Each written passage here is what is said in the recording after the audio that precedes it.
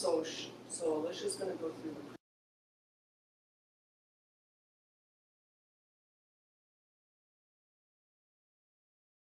So hold on a second. Let's check our sound. Let's make sure.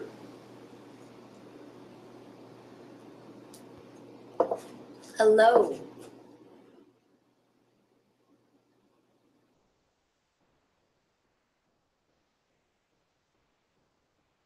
Nope. Did you want me to test more? Oh, you do? I'm perfect. I have sound. It's just like. So learner side, they have sound. Yep. That's good. Perfect.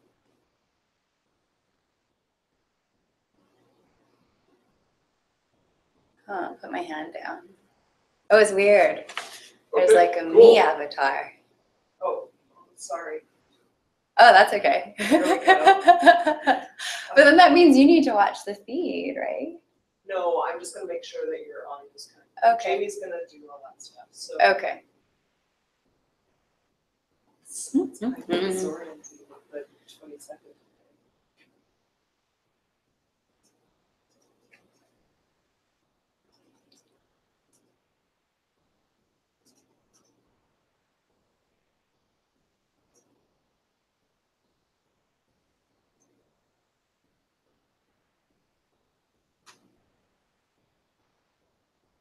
You're still going to signal me, right? Oh. Hello. Welcome, verified learners. We are here for our first Google Hangout. We're going to get settled first, make sure all our technology is in order, and then we're going to work through a few of the questions you've submitted over the weeks. Thank you. They were good, insightful, shows you've been thinking and working. But we'll do that in a few minutes. And then we'll go after that into a more live component where we get to pick up questions that you give us in the forum. So first we're gonna do an audio check. Are we okay? I have a perfect and a thumbs up. So I'm gonna take that as yes. And then we're gonna go to, let's go, how about we start with our value proposition questions and the BMC. So does everything look okay in the forums? Okay. So we've gathered up a few questions that are probably common to many of you. And if you hear something that you're thinking about, but maybe you want a new facet of or a slight variation, you can always post that to the forum and we'll try and pick that up. So the first one we've got comes from Kathleen. And Kathleen says that in the video when the instructor was talking about the pain, so you'll remember we have our pie chart where we've got the pain, the job, and the gains. She was saying when we were talking about the pain, we had an example of tea, and tea was made of natural ingredients. And so this was easier for her because she saw that tea was different from all of the caffeinated sugar beverages in there. So now she says, I'm just wondering how soda companies, namely Pepsi and Coca-Cola, utilize the value proposition model to make their cola product better than the competition. Because when she looks at both companies, their why is so similar. So it's a really good question. And let's start back a little bit. So if you look at Pepsi and Coke, they're certainly not going to have the same value prop as an honest tea where it's all natural ingredients, a short ingredient list that everyone can understand and feel good about drinking. That's not their value prop. So if you're looking at Pepsi and Coke, you have to start with, well, what job are people hiring this for? And here's where we absolutely agree with Sherry, or Kathleen Sherry. They're hiring this drink, hopefully to be refreshing, to taste good, and maybe to caffeinate. So you're right, there's a lot that they have in common, a lot of points of similarity. But where they diverge, and here's where I'm answering your question, where they actually have a different why or value proposition isn't the practical, it's the social. So if you look at Pepsi and Coke, say advertising campaigns, if that's going to be a testament of how they view themselves or how they want customers to view them. You've got Pepsi with their jump in campaign Some of you may have seen the unfortunate Kendall Jenner ad where she tries to solve a lot of complex racial issues by handing a policeman a Pepsi. Let's put all that aside and never speak of it again. But for now, look at Pepsi and jump in was what they wanted their customer to feel. And alternatively, what the customer was going to hire it for. It was to be a part of the moment, to actionize the moment, to actually take hold of whatever exciting thing was happening and jump in. If you were Kendall Jenner, oh, I just said we weren't going to speak of it ever again. I lied. If you were Kendall Jenner, you were going to give the Pepsi to the cop in your Black Lives Matter type demonstration. Other ones they had, there were dance parties, there were other spontaneous moments of life where you could jump in. And then if we put that aside and look at Coke, Coke's campaign has been taste every moment. So Coke has been more about, well, let's take what people are doing and tell them they can enhance it. They can have a little bit better, more fun at dinner. They can go to the store and add a tiny bit of excitement. So taking mundane things and saying, look, we put a joyful spin on your everyday. So now if we go back to that value proposition, what I hope you're starting to gather is functionally, they look a lot similar. But when you get into the social why, the job that they think you're hiring it for, Pepsi is all about action and seizing the moment. And to millennials, at least, being really exciting. Coke is all about that classic taste. It's all about enjoyment and making the everyday better. So where you have two category players who are really, really similar, they tend to have points of difference that are way removed from practical or way removed from functional aspects. And Pepsi and Coke do it.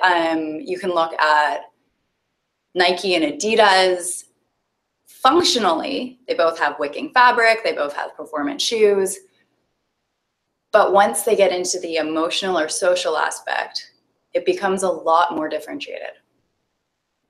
So I'll leave you with that one, and we'll move on to a question from barbershops. I hope you run a barbershop, or maybe you're just a fan of barbershops. Either one would make me happy. So value propositions for employment, barbershop is asking. This one's interesting. Barbershop says the value proposition canvas can be applied not only to a product or service, but also to an environment and employment. What are some ways you can take into account a company's value prop that can also be applied to its employees? So are there separate ideals for the consumer and the employee? Where does the product end? And I'm guessing they mean the employee begin when it comes to companies like Apple or Google. So I'm just gonna paraphrase that question from Barbershop because it's a good one. And it helps if we all have a common understanding of what he or she is asking. If you look at this question simply, it's how do value propositions translate to employees? And there's two ways to think about that translation. How does that value proposition from inside the company transfer to the employee? And then how does the employee transfer it to the consumer? And let's take each of those pieces. So a great example is Tesla. Tesla's value prop, let's just make it simple, to change the world. And they happen to do it with electric cars. So changing the world is their value prop. And any good value prop is going to be consistent with every single touch point from a consumer. So in their product, they will be revolutionary, they will be innovative, they will be at the cutting edge of what's possible. When that value prop translates through to employees, change the world. You'll have employees who are engaged, committed, and really espouse that same value proposition in everything that they do in every interaction with a consumer. And if you've ever walked into a Tesla showroom, and I say showroom because it's not a dealership, it's simple and strange. They have no cars on site. You just go to learn about the technology, and it looks more like a curated, really slick museum than anything else. It looks like it's from the future. You step in, and the salespeople aren't doing pressure tactics. They aren't trying to upsell. They're really there to engage with you and find common identity on wanting to change the world, on you adopting a new technology that is going to change your life and the life of others. And so they're taught, and hopefully they demonstrate when they meet with you, way more than just a sell. They're taught about the value proposition. They're taught you're gonna teach people, invite people to change the world with you.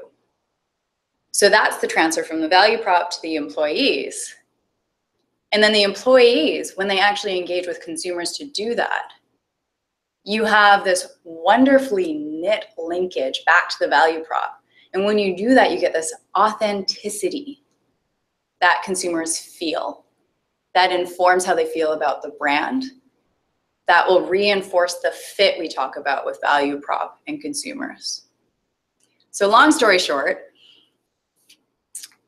how does it transfer to employees, or should it? Absolutely, it needs to transfer to employees, a value prop.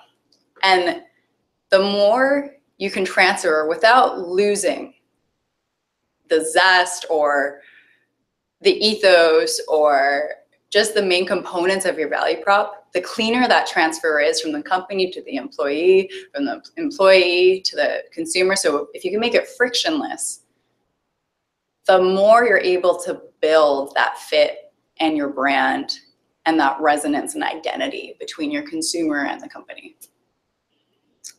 So I think that's probably okay for barbershop. Let's try and move on to fit. So we talked about fit. So it's a nice transition. This comes from, I'm so sorry if I am butchering your name, Malvese? Someone please write angry comments if this is you, and any of those are way off. Feel free to phonetically spell your name. They write, seen as the fit is the combination of what the customer wants with the why for the business. Can it be modified if or when a business grows? It's a really good question.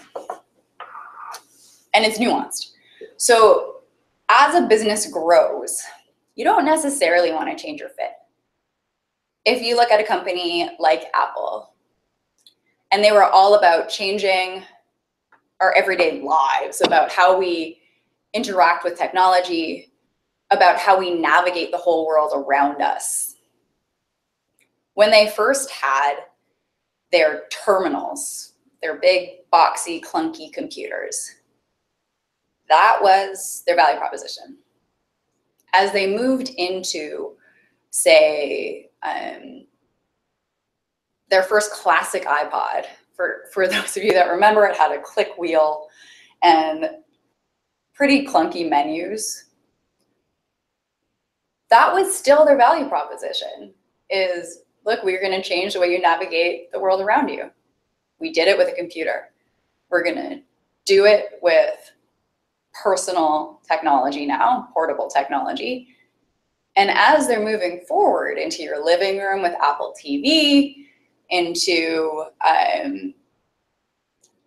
Apple TV and Home Assistants, and all sorts of new ways to interact seamlessly with technology, that's still their value proposition.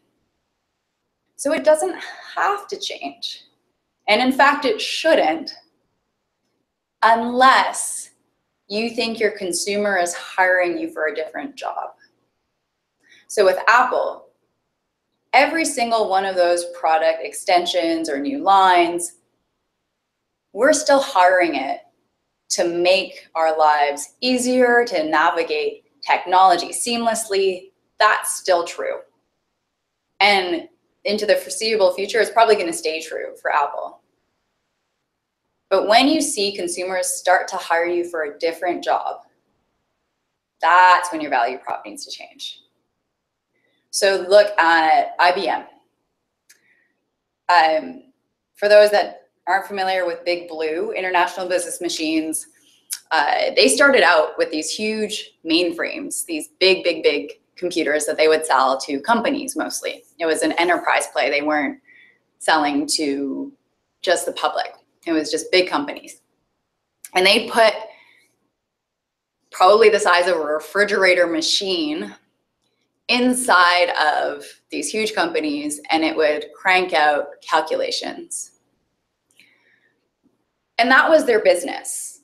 And at that time, people hired them for the job of help me make decisions, give me the power to crunch the data to make my decisions. Fast forward to now, what's their business? I hope none of you are shouting at your computers that they still sell large refrigerator-sized computers. They don't, not really. What they do now is they actually consult mostly. They do cloud computing. They have smart technology. So if you ever watched Jeopardy where you are, for those that don't have Jeopardy, it's this horrible quiz show. I love it, so I won't call it horrible. But they actually engineered a smart computer named Watson, and Watson went on as a contestant onto Jeopardy and competed against humans. And Watson is a really great example of where they've shifted to. Smart technology, artificial intelligence, where no longer are you, from the early days, just supporting decisions with crunching data. Now, you're in the business of making decisions. So people are hiring the technology, hiring IBM for really different jobs.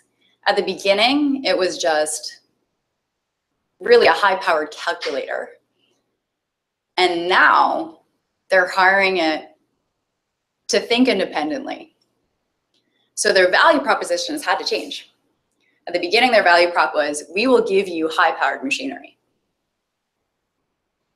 Now it's, we will give you a way to support your thinking, but also someone to do the thinking for you.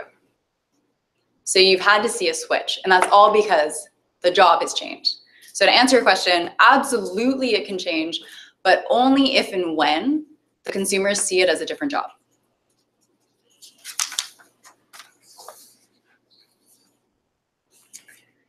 The next one is assets and liabilities. I'm just gonna look at the team. I think we're gonna save these. Assets and liabilities are, as you get into financial accounting module, you'll do an exercise on assets and liabilities, and we'll take those questions then. But for those of you who are in that section or module right now, don't worry.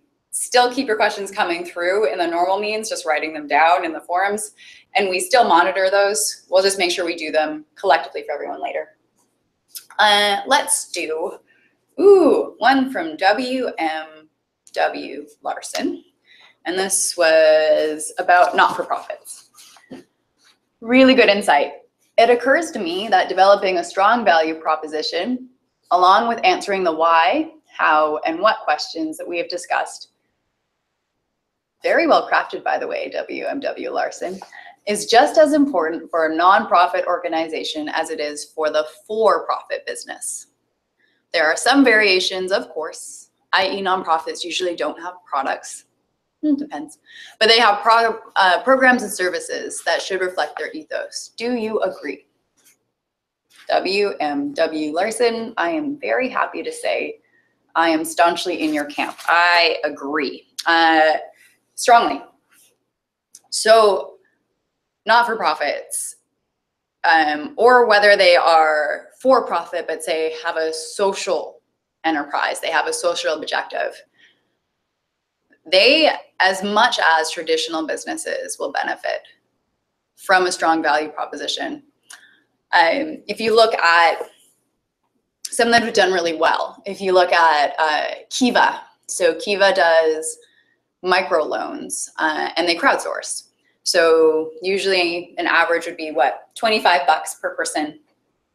And they crowdsource from all sorts of different contributors. And then they take your $25 and they'll give it to someone in a developing nation who can use that money to start their own business or to buy chickens, towards a goat, towards some other means of sustaining their family and eventually start growing out into sustaining a community. So Kiva, what's their value prop? And do they benefit from a strong one? So if you visit their website, they say, we change lives. Now you guys think on that for a while. If you visited a website that said, we give $25 to help buy chickens, not as compelling as we change lives. It's much more visceral. We feel a lot more empowered as a giver. We feel like we're actually making a difference. If Kiva tells us, hey, we're changing lives, not we're buying chickens. So to answer your question, does a strong value prop help a not-for-profit? Absolutely. In the same way that a strong value proposition creates that fit and that loyalty and that kinship or a shared identity with a customer, it absolutely does for donors or for members or for participants with not-for-profits. Another good one is the YMCA. So if you're a bit older or have just ever stayed at a YMCA, for the ones that haven't been renewed, they're largely based in North America, although there's some all over the world now. They used to be just a meeting place for the community, and you could pay for cheaper accommodation. And their value prop has really evolved, and now it's all about building strong communities. And what that's really done is define who they are for themselves. So they've built out their own facilities, like including pools, including childcare, including gyms, all sorts of ways to support everyone who lives around them. But for consumers or people who use the facilities, it's also clarified for them why they would go to a YMCA. So they've become a lot more relevant and a lot more central in a lot of communities. So to loop back to your original question, W.M.W. Larson, I strongly agree. And I think I've given you a couple examples of where, just like a traditional business, these not-for-profits have been able to also leverage the idea and strength in a value proposition to find a fit with their users. Randall is the next one. And Randall, I think, probably comes from a place that's familiar to a lot of you. He starts with, can you please clarify this for me? That's probably a good starting point for anyone. Never be afraid to ask for clarification. He asks, I understand that the job, pain, gain are intrinsic parts of the customer. They help us to understand and make sure what the customer really wants or needs. With that information, companies or entrepreneurs should start giving shape to the business of the product with the why, and on from there. But he next goes on to say, I'm not quite sure if I'm right about this. Thank you. So Randall, and for those that share this point where they'd like clarification, let's start with, you're right, and now talk about why. So the you're right is you're starting on the correct side of the canvas. You're starting with the customer. And the way that any entrepreneur or any company is able to actually fit with the customer is to figure out from them first, how they view your product. So you start with them and you think, okay, what job are they hiring it to do? So functionally, socially, what do they actually see this as doing? What's our product or service actually do for them in their lives? And then you look at, okay, well, what are they hiring it to do to get away from? What are the pains or the hassles or the barriers that our product or service helps to resolve? And then the gains. So what are the benefits, expected or unexpected, that they get from our product? The reason we start there, and I think this is a source of Randall's question, versus the company, is because if you just come up with a really great product, look, I made a Jizizami Woo, and my Jizizami Woo does everything for you. It answers your email, it takes care of your children, it feeds your dog. Oh, by the way, it's 6 million pounds, oof, and it's also $1 trillion. If you just start there, you've totally divorced it from the consumer. Do people need that? Maybe. They'd probably like it to do all those things. They'd hire for those jobs. But when you look at the pains of the consumer, a big pain is going to be the price. A big pain is going to be the weight, which they probably couldn't have in their home. So you've divorced and alienated yourself from potential consumers. So what you've got is, when you've got a consumer value proposition canvas, you start with, well, what are the job, the pain, the gains? And how are we going to make a fit with our product? So some of you, I'm scrolling through your questions. Some of you already have products, and it sounded like you're almost worried that, hey, I never went through this exercise at the beginning. Is my product totally marooned now? Is it just left on its own with no fit with the consumer? And don't worry, it's iterative. You can keep doing this. You refine your product. When you start thinking about the job that people are seeing it as doing for them, you start tweaking and changing different features if you think there's a misalignment. So to circle all the way back to this question, Randall, you're exactly right. You start with the consumer, and then from there you actually connect it to, well, what are the features of my product that do the things that are required of the job? So if, let's say, I need a pair of yoga pants, if you're from Vancouver or the Pacific Northwest, I'm going to say Lululemon. So many of you are probably sitting in them as you watch this. I am. We're going to have that as our product. And it has a direct correlation with the job. So I need my yoga pants to be comfortable. I need them to be wicking. I need them to be flexible, so that, I don't mean physically, I mean socially, so that I can take them from home to the grocery store to office hours with you. So therefore, when I look at the product, it's going to correspond. It's going to be a wicking fabric. It's made of Luon. The colors are now all sorts of colors. I have mine in some sort of herringbone print, which looks like they're real pants, so they can go from the home to office hours to grocery store, no problem. And you have that fit. Same thing with when you say, oh, what are the pains around the Lululemon pants or yoga pants generally? People didn't find them comfortable enough. They didn't find them presentable enough to wear outside or outside of yoga class. So correspondingly, on the customer, or rather on the company side, when we looked at the pains, they engineer their pants specifically to be fashion forward or sufficiently acceptable to wear outside. And then gains, if we look at what the consumer needs, the unexpected gains were, oh, it actually makes my rear look great.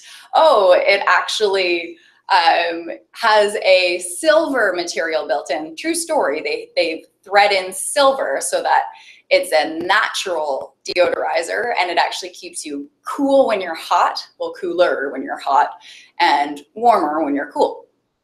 So maybe that was an unexpected gain, that it does all that. It regulates heat and it's a deodorizer.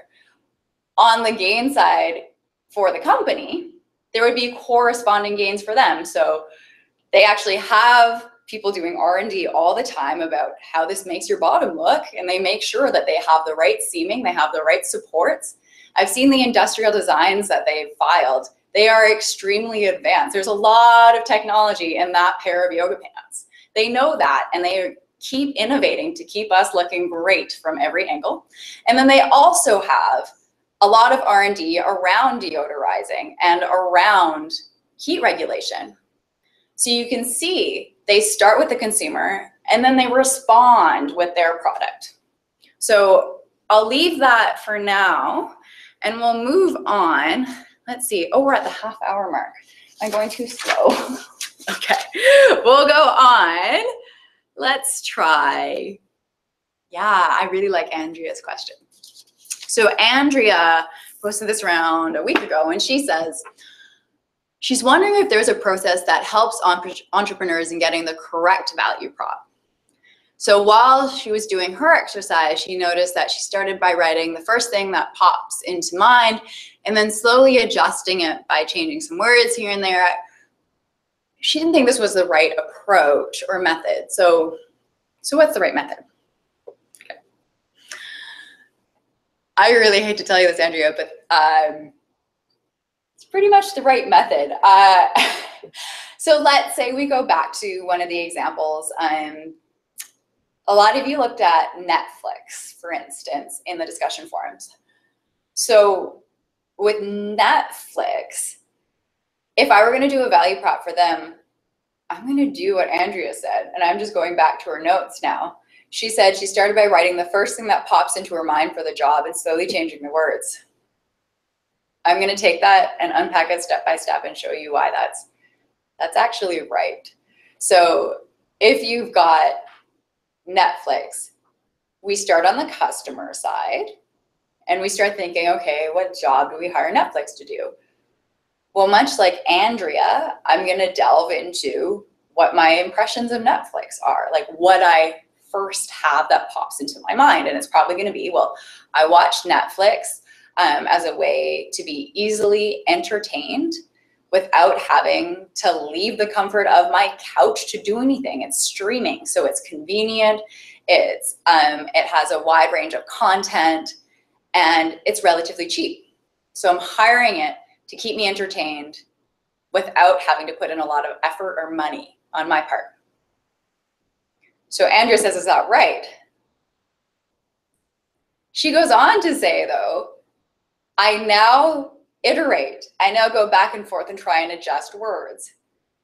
And I'm going to pause here because that's where you're right, Andrea. So if I come up with my initial thoughts, I'm going to start testing that against Netflix and say, okay, well, what are the features of Netflix? Let's see.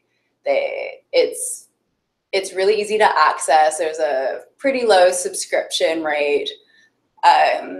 It's pretty seamless, and they have a great selection. So you start to test back and forth to see whether you're right or not. And that's the best we'll do in this course largely.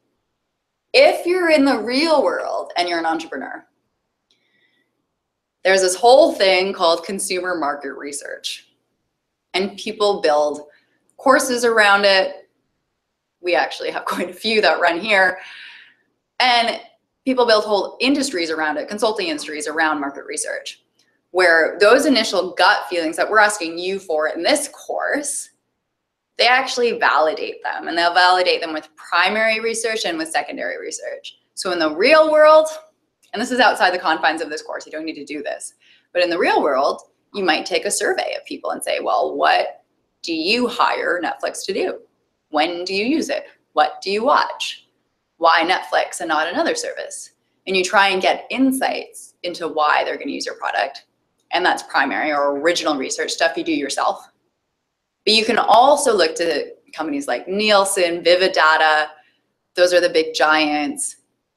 There's companies who make it their whole business to go poll, survey, observe people, consumers, and compile all of these different insights for you guys to buy.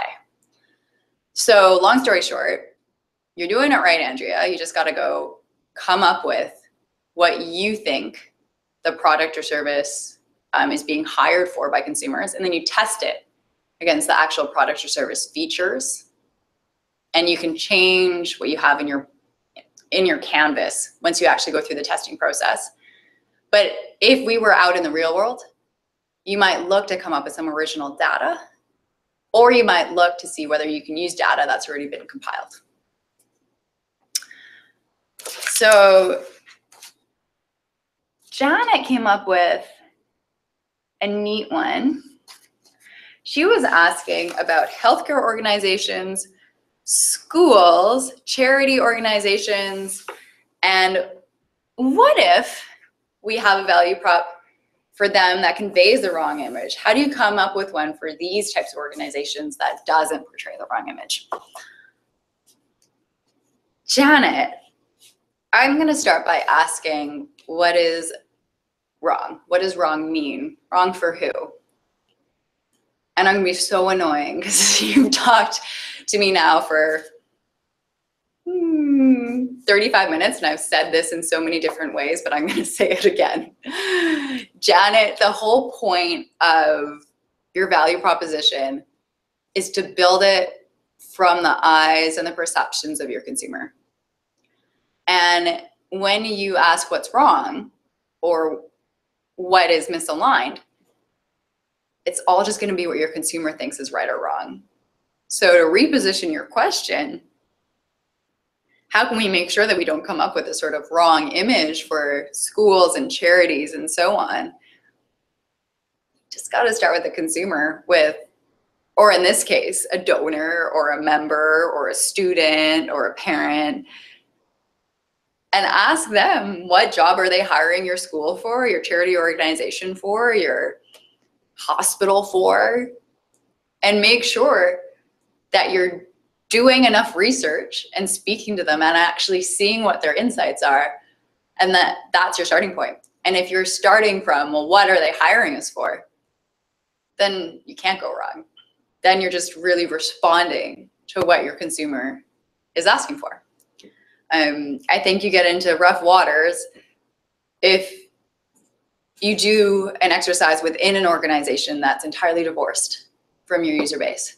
And you see it sometimes, particularly when there's global outreach and NGOs come into places where they aren't based, but where they're offering aid, and they assume they know what's best for a local population. But they don't have enough buy-in or communication or interaction with stakeholders in that area. And they just decide that this is a solution that's going to fit for you.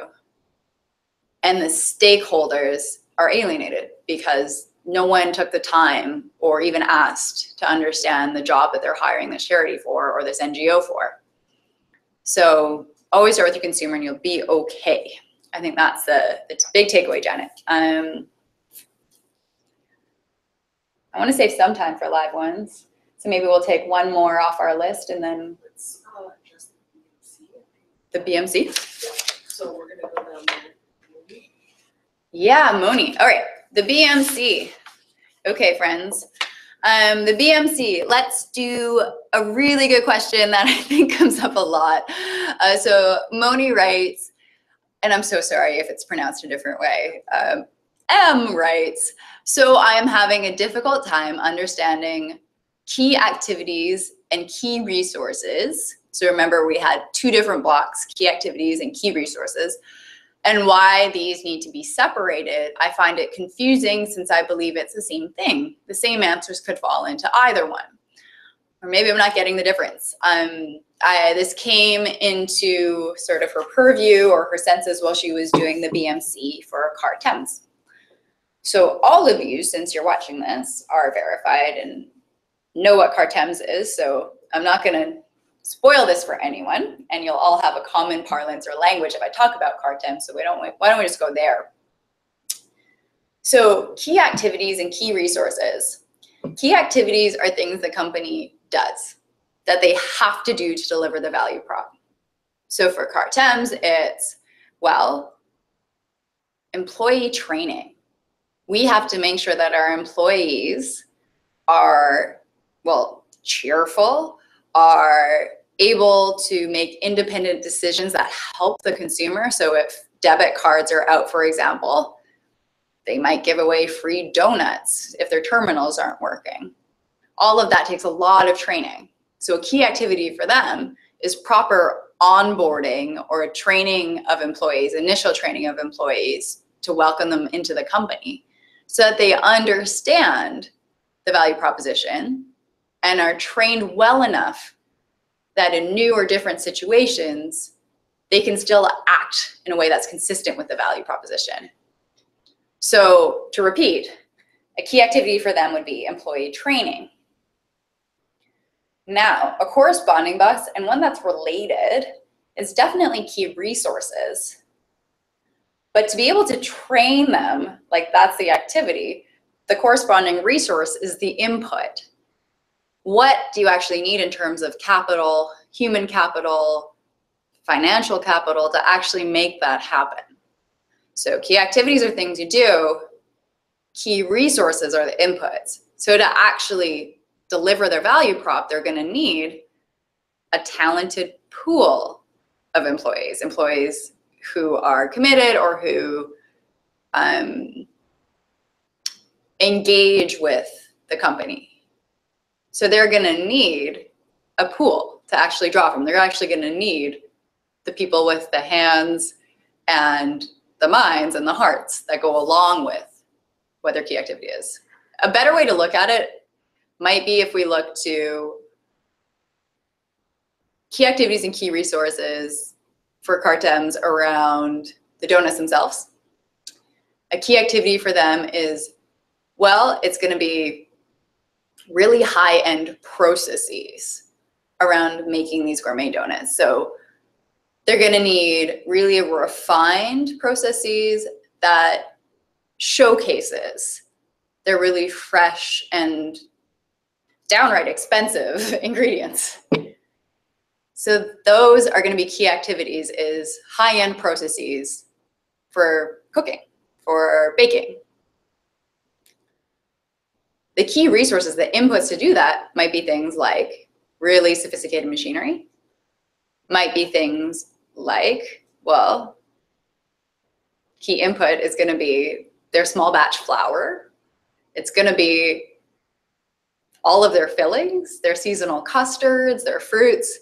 All of those are the actual inputs, the unrefined things that you put into the business that get pumped out as a value proposition.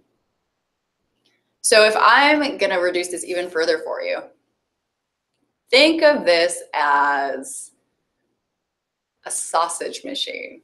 Okay, some of you are probably not meat eaters, so you might want to tune out for the next 3 minutes if you don't want to know how the sausage is made, proverbially or literally. Okay, with the sausage maker, you've got inputs. So you've got like all the raw meat. Those things are your key resources.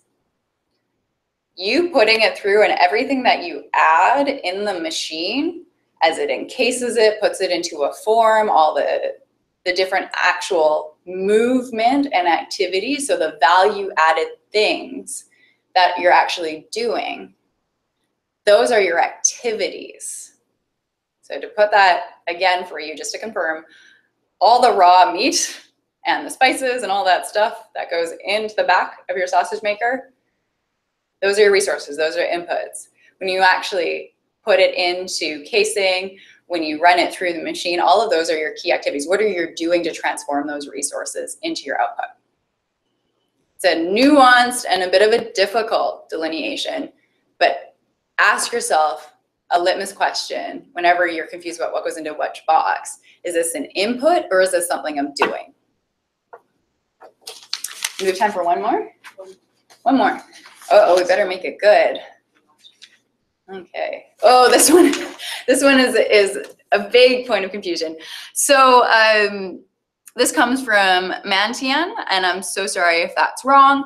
They're confused about social media. So they think it goes into customer relationships and or channels. Where does it fit? Okay, so channels are, think of them as more distribution. It's more, how do I actually get my product or service into the hands of my consumer? So it would be things like, well, it's warehousing, it's trucking, it's more A to B, physical. Customer relationships, that's how you get, keep, and grow your customer base. So it's your relationship, it's how you foster your customer relationship. So social media and the ways that you're communicating with them on a regular basis, that's all relationship building, and that fits into customer relationship. Social media isn't how you're delivering things to your consumer, which is more channels. So I think those are the big ones.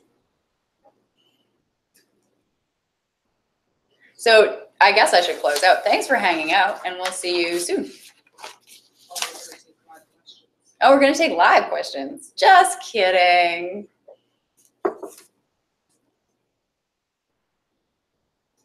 Odd. So you guys can't see what I'm seeing, but we're navigating through the forum. It's very exciting. And I'm seeing, oh, there's all sorts of still wonderful questions. So for those of you that saw 5 forces as one of your questions, we can do that now. It's in one of our modules that's a bit further on. We want to save them. Okay, we're going to keep scanning to make sure that you've got enough on modules 1 and 2, and we'll archive this so you can go back before we start dipping into your future questions. So there's a few on value prop. Let's see. Oh, this one's fun.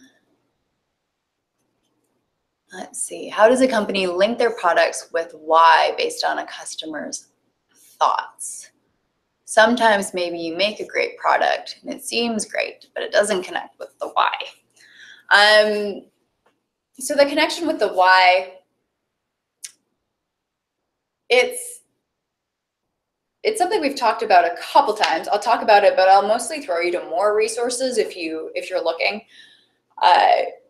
The way you connect with the why in our course is going to be making sure that you go through the value proposition canvas in a sequential way, where you start with your consumer. And if you do a good job of mapping out their jobs, pains, and gains, and you connect with the product's features and their pain relievers and their gain creators, if you do that in an authentic way, you're going to create a good why. You're going to create a good resonance or fit with your consumer. If you want to watch a little bit more detail, we actually have posted in our module the Simon Sinek. Yeah, so Simon Sinek has a book by the same name and a great TED Talk. It's How Great Leaders Inspire Action. And if you go to our module 1 video on why, you'll see that we've hyperlinked for you the whole Simon Sinek video, and you can watch him as he walks through some company examples about how they've thought about why. Oh, and I'm seeing it in front of me, thank you. If you go to, is this discussions or toolkit? Toolkit. So in toolkit, you'll see, I'll try and describe this to you folks. If you're looking at edX, like the big home icon, right underneath you see course, discussions, toolkit. Is this what they see as well? Yay. So I'm not totally wrong for once. Toolkit, you'll see under module 1, Simon Sinek's bullseye, and then you'll see we've linked to his TED Talk. So I highly commend that to you. You see it's been viewed millions of times for good reason. It really distills down the why concept in concrete terms. So have we found a few more maybe? We're just looking to make sure we haven't glazed over some really big common questions. So give us a minute while we filter through the live ones. I think we're gonna, oh, and I'm just gonna get a red to me, right? Can you provide an example of current company / product / service that has a poor value proposition? This is from Fred in Los Angeles. Fred from Los Angeles, when was the last time you used a BlackBerry? Fred from Los Angeles. BlackBerry, I mean, they still sell some hardware, but not a lot. They had a poor value proposition because their value proposition was, we have the most advanced engineered products, the most bells and whistles. That value proposition was a total disconnect with their users. So for a while it fit. They had enterprise users or business people who wanted a great machine for emailing, and they were willing to put up with clunky interfaces or really terrible feedback, QWERTY keyboards, or other more traditional form factors on hardware. But look, we've got a great engineered product. That fell apart once the whole smartphone market opened up to retail. And it fell apart in a huge way because people wanted a seamless user interface. They wanted a really intuitive way to use their device. They didn't want to have to think. So great engineering didn't do it for them anymore. So that's an example of one where that fell apart. Another value prop that just doesn't hit home for a lot of people, I'm trying to think. So this is a fun one. If you open your fridge back in the day, you probably would have seen Sunny Delight. For those of you that aren't from North America, it's just like a beverage with somewhat artificial flavoring, weird colors, and added vitamins.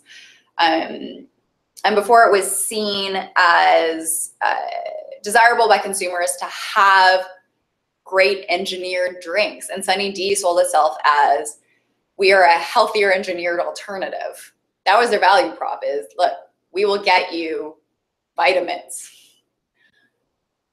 That's fallen out of favor. Now people really want to know everything that's in their drink, to have it in a transparent way, to feed to their families something that's healthy and simple and natural.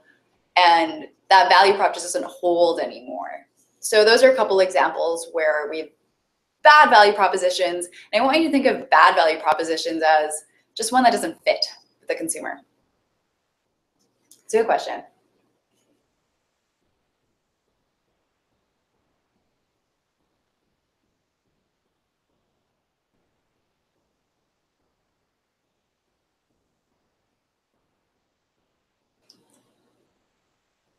Have you read Start With Why?